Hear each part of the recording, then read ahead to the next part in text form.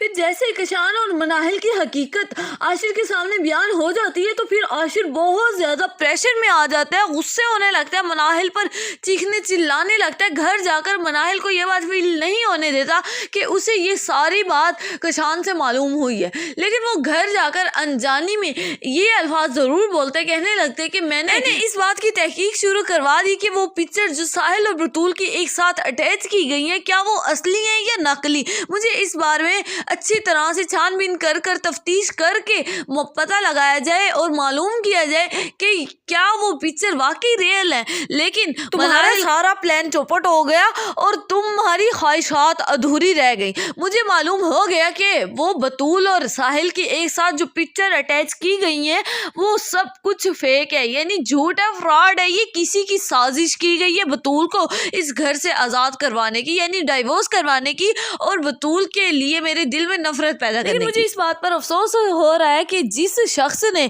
ये साजिश की है शायद ये साजिश उसी पर ही कामयाबी हासिल कर ले। जिसने भी ये हरकत की उसने अपना गड़ा खुद ही अपने लिए खोदा, यानी वो इस गड़े में खुद ही जा गिरेगा। फिर दूसरी तरफ साहिल परेशानी के आलम में खड़ा बतूल के बारे में मुसलसल सोच रहा होता है और ये बात उसके जहन में घूम रही होती है कि ये किसकी हरकत है, किसने बतूल और मेरी पिक्चर फेक बनाकर ऐसे अटैच की।